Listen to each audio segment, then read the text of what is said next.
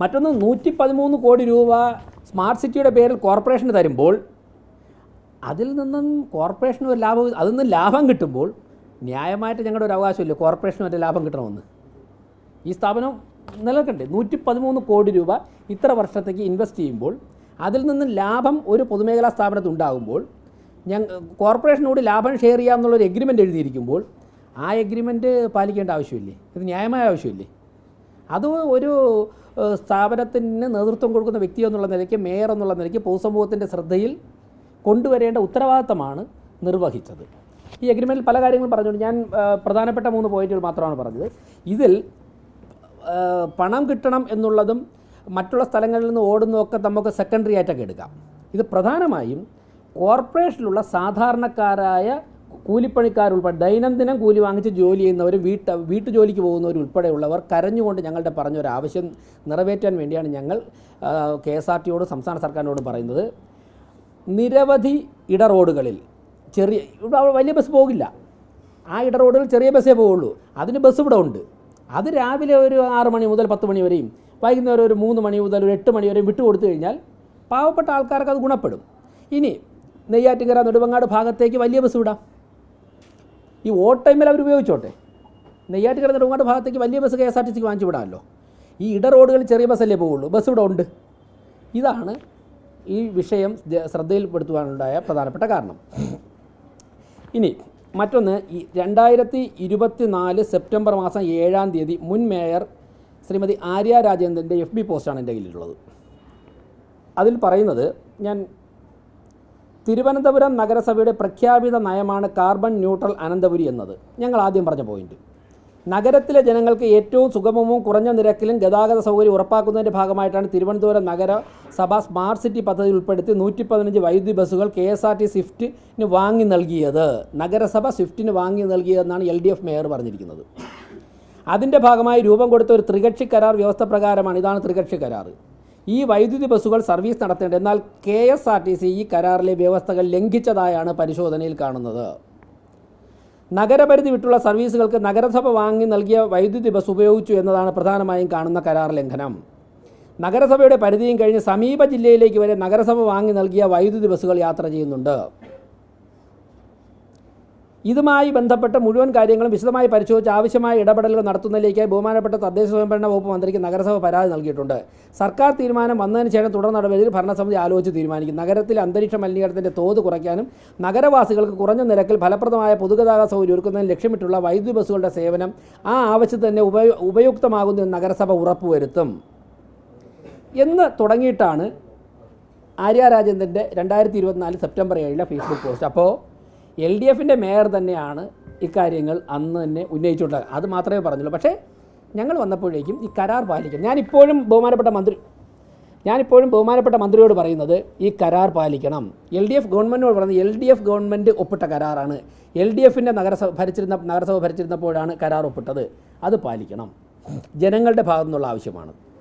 മറ്റൊന്ന്, ബഹുമാനപ്പെട്ട മന്ത്രി പറഞ്ഞു, ഒരു കത്ത് കൊടുത്താൽ 113 ബസ്സും 1 മണിക്കൂറിനുള്ളോ 24 മണിക്കൂറിനുള്ളോ തിരിച്ചു തരാം. ഞങ്ങൾക്ക് ആ പ്ലാനില്ല. കാരണം ഈ ഇലക്ട്രിക് ബസ്സുകളെക്കുറിച്ച് അന്വേഷിച്ചാൽ നിങ്ങൾക്കറിയാം, അതിലേറ്റവും പ്രധാനപ്പെട്ട ഘടകം അതിൻ്റെ ബാറ്ററിയാണ്. ഒരു നിശ്ചിത സമയം കഴിഞ്ഞാൽ അതിൻ്റെ ബാറ്ററി മാറ്റണം. ഇപ്പോൾ എല്ലാ ബസ്സും ബാറ്ററി മാറ്റേണ്ട സമയമായിട്ടുണ്ട്. ബസ് വാങ്ങുന്നതിൻ്റെ 70% പൈസയും ബാറ്ററിക്കാണ് ആവുന്നത്. ആ ബസ്സിൻ്റെ നല്ല കാലം മുഴുവൻ അത് ഏകദേശം ഓടിക്കഴിഞ്ഞു. ഇനി ആ 113 ബസ് തിരിച്ചെടുക്കാനായിട്ട് ഞങ്ങൾക്ക് ബസ് തിരിച്ചെടുക്കണമെന്നോ ബസ് ഓടരുതെന്നോ മറ്റുള്ള സ്ഥലങ്ങളിലെ ആൾക്കാർക്ക് യാത്ര ചെയ്യേണ്ടെന്നുള്ള പോയിൻ്റൊന്നുമില്ല. അങ്ങയുടെ ഗവൺമെൻറ് ഗതാഗത മന്ത്രി, അങ്ങയുടെ മുന്നണിയുടെ നേതൃത്വം കൂടെ നഗരസഭയുമായിട്ട് ഒപ്പിട്ട കരാർ നടപ്പിലാക്കണം എന്ന് മാത്രം. ഇല്ലെങ്കിൽ വിശ്വാസ്യത പോകില്ലേ? 2 ജനാധിപത്യ സ്ഥാപനങ്ങളും പൊതുമേഖലാ സ്ഥാപനങ്ങളും ഒക്കെ തന്നെ ഒരു 100 പത്രത്തിലാണ് ഒപ്പിട്ടിരുന്ന കരാർ നടപ്പാക്കാതിരിക്കുമ്പോൾ ജനങ്ങൾക്ക് ഭരണകൂടങ്ങളിലുള്ള വിശ്വാസ്യത നഷ്ടപ്പെടും. ന്യായമായ ആവശ്യമില്ല കോർപ്പറേഷൻ. ഇത് മേയർ ഉന്നയിക്കാതിരുന്നാൽ നാളെ ഈ കരാർ ഇവിടെ ഉണ്ടായിട്ട് മേയർ വന്നതിന് ശേഷം ഇത് ശ്രദ്ധയിൽ പോലും പെടുത്തിയില്ലല്ലോ എന്നൊരു ചോദ്യം കൗൺസിലർമാരും പൊതുസമൂഹവും ചോദിച്ചാൽ KSRTCന് റവന്യൂ ഷെയർ ചെയ്യാൻ തയ്യാറായില്ലെങ്കിലും ഞങ്ങൾക്ക് ഉന്നയിക്കണം, അടുത്ത നടപടിയിലേക്ക് പോകണം. എന്തായാലും ഇത് തർക്കുത്തരം പറയാനോ ഗുസ്തി മത്സരത്തിനോ ഒന്നുമല്ല ഞങ്ങൾ ഈ വിഷയം ഉന്നയിച്ചത്. അതിനൊന്നുമില്ല. അതിനൊന്നുമില്ല. ഇത് ജനങ്ങളുടെ ഇടയിൽ നിന്ന ആവശ്യം ന്യായമായ ആവശ്യമാണെന്ന് ഒരു ചെറിയ ചർച്ചയൊക്കെ നടത്തിയപ്പോൾ തോന്നിയത് ഉന്നയിച്ചു. അടുത്ത സ്റ്റെപ്പ് പിന്നെ നോക്കാം. മറ്റൊന്ന്, ഇപ്പോൾ ഇങ്ങനെ വന്ന പശ്ചാത്തലത്തിൽ 113 ബസ് ഞങ്ങൾക്ക് തരാം, KSRTC സ്റ്റാൻഡിൽ ഇനി ഇടാൻ പറ്റില്ല എന്നൊക്കെ വാർത്തകളുണ്ട്. ഞാൻ അദ്ദേഹം പറഞ്ഞിട്ടുള്ള വാർത്തകളുണ്ട്. ബസ്സുകൾ KSRTC സ്റ്റാൻഡിൽ തന്നെ തന്നെ ഞങ്ങൾ കിടക്കുള്ളൂ എന്ന് ബസ്സുകൾക്ക് നിർബന്ധമൊന്നുമില്ല. കോർപ്പറേഷൻ ഇഷ്ടംപോലെ സ്ഥലം വേക്കൻറ്റ് ലാൻഡുണ്ട്. അങ്ങനെ ഒരു ഘട്ടം വന്നു കഴിഞ്ഞാൽ 100 1000 ബസ്സൊക്കെ ഇടാനുള്ള സ്ഥലമൊക്കെ കോർപ്പറേഷനുണ്ട്. പക്ഷേ ഞങ്ങളിപ്പോൾ അത്തരത്തിലുള്ള ആലോചനയൊന്നുമില്ല. അങ്ങനെയുള്ള ആലോചനയൊന്നുമില്ല. മറ്റൊന്ന്, ഇനി വേറെ ഒരു സാഹചര്യത്തിൽ പുതിയൊരു പ്രോജക്റ്റിൻ്റെ ഭാഗമായിട്ട് കേന്ദ്ര സർക്കാർ അങ്ങനെയൊക്കെ വരികയാണെങ്കിൽ ഈ അനുഭവം മുൻനിർത്തിക്കൊണ്ട്, ഈ കരാർ എഴുതി വെച്ചിട്ട് കരാർ ലംഘിച്ച അനുഭവം മുന്നിൽ നിർത്തിക്കൊണ്ട് ഒരുപക്ഷെ കൗൺസിൽ ചർച്ച ചെയ്യാനുള്ള അധികാരം കൗൺസിലിനുണ്ടെന്നുണ്ടെങ്കിൽ നിയമവിദഗ്ധരുമായിട്ട് ആലോചിച്ചിട്ട് അക്കാര്യങ്ങൾ ചർച്ച ചെയ്യും. കാരണം ബസ് നടത്തുന്നത് സ്വകാര്യ വ്യക്തികൾ തന്നെ 100 കണക്കിന് ബസ് ഓടിക്കുന്നില്ലേ? സ്വകാര്യ വ്യക്തികളിന് 1 2 ബസ് വാങ്ങിയ വ്യക്തികൾ 100 കണക്കിന് ബസ്സുകൾ ഓടിച്ച് വിജയകരമായി മുന്നോട്ട് പോകുന്ന ഉദാഹരണങ്ങൾ നമ്മുടെ രാജ്യത്തുണ്ട്. അപ്പോൾ സ്വാഭാവികമായിട്ടും പുതിയ ബസ്സൊക്കെ തന്നെ കേന്ദ്ര സർക്കാർ സൗജന്യമായി നാടിൻ്റെ വികസനത്തിന് വേണ്ടി കൊടുക്കുന്നൊരു ഘട്ടം വന്നു കഴിഞ്ഞാൽ ഒരുപക്ഷെ അക്കാര്യങ്ങളൊക്കെ ചർച്ച ചെയ്യേണ്ടതായിട്ട് വരും. അപ്പോൾ ഇത്രയും കാര്യമാണ് എനിക്ക് പറയാനുള്ളത്. മറ്റൊന്നൊരു ചാനൽ വാർത്തയായിട്ട് കണ്ടത് നെയ്യാറ്റിൻകരയും നെടുമങ്ങാടും ഒക്കെ ഉള്ള ആൾക്കാരൊക്കെ വരണ്ടേ. അങ്ങനെ നമ്മൾ പറഞ്ഞില്ല. തിരുവനന്തപുരത്ത് ഞാൻ നെടുമങ്ങാടുള്ള ആളാണ്. ഞാൻ KSRTC ബസ്സിൽ യാത്ര ചെയ്ത് പഠിക്കാൻ പോവുകയും ജോലിക്ക് പോവുകയും കോടതിയിലൊക്കെ പോയിട്ടുള്ള ആളാണ്. നെയ്യാറ്റിൻകരയും നെടുമങ്ങാടും ഒക്കെ ഉള്ള ആൾക്കാർക്ക് പോകണം. അത് ഇതിനേക്കാൾ നല്ലത് കുറച്ചുകൂടെ വലിയ ബസ് വിടുന്നതായിരിക്കും, ഈ ചെറിയ ബസ്സിനേക്കാൾ കൂടുതൽ. അപ്പോൾ അദ്ദേഹം പറഞ്ഞു 150 ബസ്, ഈ 113 എടുത്താൽ വെല്ലുവിളിക്കാനല്ല ജനങ്ങൾ. അദ്ദേഹം എന്നെക്കാൾ കൂടുതൽ തെരഞ്ഞെടുപ്പിന് ജയിച്ചിട്ടുള്ള, ഞാൻ രണ്ടാമതായിട്ടാണ് തെരഞ്ഞെടുപ്പിന് ജയിക്കുന്നത്, അതും ഒരു വാർഡിൽ നിന്നാണ് ജയിച്ചത്. അദ്ദേഹം എന്നെക്കാൾ വളരെ മുമ്പ് എന്നെ ചെറുപ്രായത്തിൽ തന്നെ ജയിക്കുകയും മന്ത്രിയാവുകയൊക്കെ ചെയ്തിട്ടുള്ള പ്രഗത്ഭരായ മുഖ്യമന്ത്രിമാരോടൊപ്പം പ്രവർത്തിച്ചിട്ടുള്ള പാരമ്പര്യമുള്ള ആളാണ്. നല്ലൊരു രാഷ്ട്രീയ പാരമ്പര്യമുള്ള കുടുംബത്തിൽ നിന്ന ആളാണ്. അപ്പോൾ അദ്ദേഹത്തിന് എന്നെക്കാൾ കൂടുതൽ ജനങ്ങളുടെ വികാരം അറിയാം. അദ്ദേഹം സ്വാഭാവികമായിട്ട് ഒരു ഗ്രാമീണ മണ്ഡലത്തിൽ നിന്ന് ജയിച്ചു വന്ന ആളാണ്.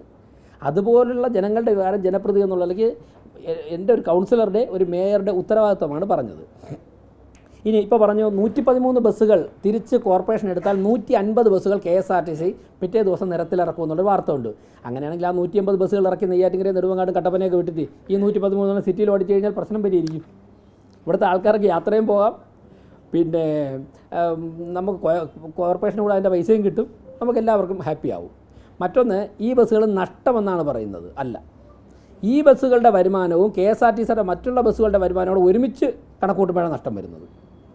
ഇലക്ട്രിക് ബസ്സുകളുടെ മാത്രം വരുമാനം എടുത്തിട്ട് ഒരു 2 വർഷത്തെ വരുമാനം കൂട്ടിയിട്ട് എവിടെയാണ് നഷ്ടമെന്ന് പറയട്ടെ? അവിടെ നിന്ന് പറഞ്ഞ പണവും KSRTCയുടെ മറ്റുള്ള ഡീസൽ ബസ്സുകൾ ഓടുന്ന പണവും എല്ലാം കൂടി ഒരുമിച്ച് അക്കൗണ്ടിലാക്കിയിട്ട് കണക്ക് നോക്കുകയാണെങ്കിൽ ചിലപ്പോൾ നഷ്ടമായിരിക്കും.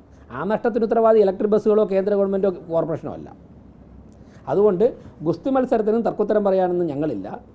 പിന്നെ ഇപ്പോൾ ഞങ്ങളുടെ പ്രയോറിറ്റി ഇലക്ഷൻ സമയത്ത് പറഞ്ഞ കുറേ കാര്യങ്ങൾ നടപ്പിലാക്കുന്നതിലേക്കാണ്, അതിലേക്കാണ് പോകുന്നത്. എന്തായാലും ഈ കരാർ നടപ്പിലാക്കണമെന്ന് മുൻ ഭരണസമിതി, ആര്യ രാജേന്ദ്രൻ്റെ നേതൃത്വത്തിലുള്ള ഭരണസമിതി തന്നെ സംസ്ഥാന സർക്കാരിനോട് ആവശ്യപ്പെട്ടിട്ടുണ്ട്. കൗൺസിൽ ഈ കാര്യം ചർച്ച ചെയ്യും. അടുത്ത വരാൻ പോകുന്ന ദിവസങ്ങൾ കൂടുന്ന കൗൺസിലുകളിൽ, കാരണം കൗൺസിലർമാർ സ്വാഭാവികമായിട്ടും ബസ് അവരുടെയൊക്കെ വാർഡുകളിലെ ഇടറോഡുകളിലേക്ക് കോർപ്പറേഷനും കൂടി ഇടപെട്ടിട്ടുള്ള ഒരു കരാർ ഇവിടെ ഉണ്ട്.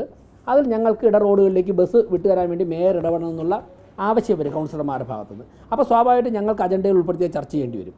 അങ്ങനെ ചർച്ച വരികയും കൗൺസിലർമാരുടെ ഭാഗത്ത് നിന്ന് ആവശ്യം വരികയും കൗൺസിൽ ആ ആവശ്യം പാസ്സാക്കുകയും ചെയ്താൽ ഞങ്ങൾ ഈ കരാറിൻ്റെ കോപ്പി ഉൾപ്പെടെ രേഖാമൂലം മുഖ്യമന്ത്രിക്കും ബന്ധപ്പെട്ടവർക്ക് ഈ കരാർ നടപ്പിലാക്കണം എന്നുള്ള കത്ത് ഞങ്ങൾ കൊടുക്കും. അത്രയാണ് ഇപ്പോൾ കോർപ്പറേഷൻ ചെയ്യാൻ സാധിക്കുന്നത്. ബാക്കി നമുക്ക് പിന്നെ